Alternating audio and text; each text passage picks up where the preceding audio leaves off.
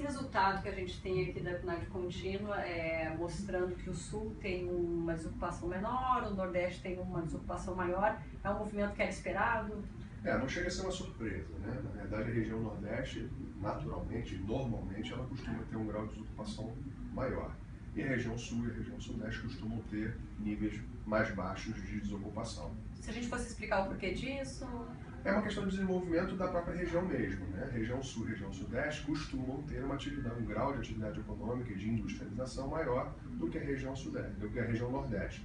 Além disso, existe o aspecto também do preparo do indivíduo, do profissional. Então, indivíduos menos qualificados costumam estar na região Nordeste. A gente observa também nessa pesquisa que as mulheres são a maioria dos desocupados, né? O porquê também disso? Também em virtude da questão do Brasil, a questão cultural até, né? Normalmente as mulheres estão mais num grau de desocupação maior do que os homens, em virtude também do preparo. A mulher tem uma segunda ocupação, que é ser mãe, dona de casa, e trabalham também. Então, normalmente, as empresas acabam privilegiando os homens. Tem um dado que chama bastante atenção, até acho que não chega a ser novidade, mas ele é alarmante, porque, enfim, é preocupante, digamos assim, que é a questão dos jovens que também ocupam menos, né, o mercado de trabalho, uma desocupação grande aí entre esses jovens que estão entrando no mercado de trabalho. Quando nós falamos por faixa etária, essa pesquisa nos mostra que o grande número de desocupados está exatamente nessa faixa de pessoas que estão entrando no mercado de trabalho, de 18 a 24 anos.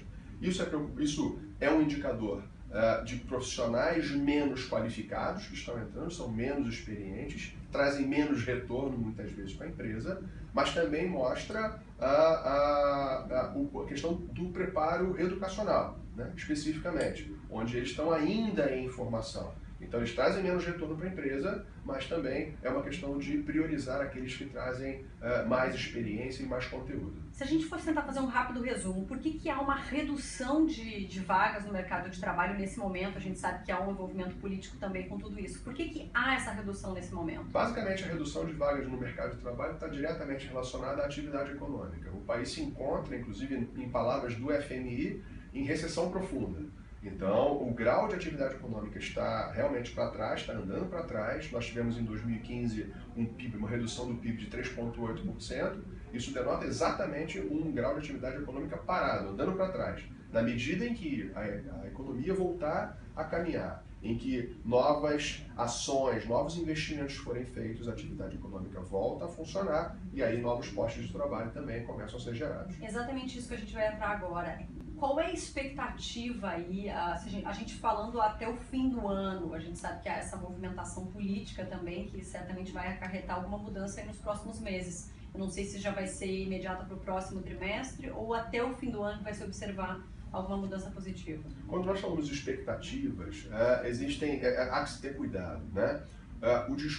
Desde o discurso de posse, o presidente Temer vem falando sobre possibilidades e sobre reformas necessárias que vêm sendo já há muito demandadas. Ao se falar e nós mudarmos isso para o comportamento, para ações efetivas, isso gera uma expectativa positiva. Gerando uma expectativa positiva para o mercado como um todo, investidores, sejam nacionais, sejam estrangeiros, voltarão a investir no país. Ao voltarem a investir no país, automaticamente a atividade econômica será retomada e isso gerará novos postos de trabalho especificamente. Mas a agenda que o presidente e sua equipe econômica devem focar nesse momento, eles devem estar falando de contas públicas, a questão fiscal do país é muito importante, a questão da taxa de juros que continua muito alta, então eles vão ter alguns desafios aí mais especificamente. Esse investimento no país, seja interno ou externo, e a recuperação de postos de trabalho deve acontecer quando, se a gente for projetar? Olha, a retomada da atividade econômica ela poderá acontecer nos próximos meses. Nós vamos verificar se tudo correr como nós esperamos. No último trimestre desse ano, no primeiro trimestre do ano que vem, de 2017, nós já vamos começar a sentir alguma melhoria. Quando, ao final de 2017, meados de 2018, nós teremos, então, uma relação, uma proporção mais específica do que vem acontecendo. Alexandre, para finalizar aqui com a sua experiência, quais são as dicas que você pode dar para aquela pessoa que está angustiada, para as pessoas que perderam postos de trabalho, até mesmo para esses jovens aí que para se recolocarem ou para iniciarem a sua vida, o seu trabalho, sua vida, enfim, trabalhando, profissional. Né? O primeiro aspecto, talvez seja o mais importante, é a questão do equilíbrio emocional. Né? Não é a única pessoa que está desempregada, a gente está falando de mais de 11 milhões de pessoas desempregadas. Então, a pessoa que vai se diferenciar, que vai se recolocar no mercado, é aquela que vai manter o seu equilíbrio. Primeiro aspecto. Segundo aspecto é buscar se qualificar, né? Buscar se diferenciar.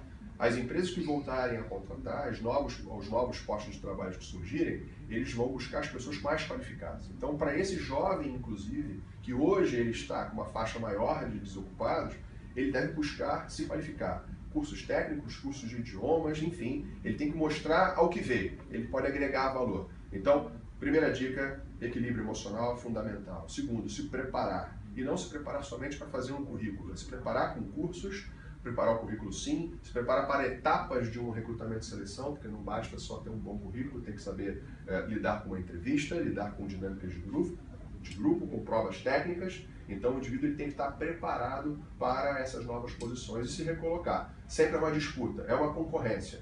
Aquele que estiver melhor qualificado é aquele que vai ser contratado. Acreditar. Exatamente.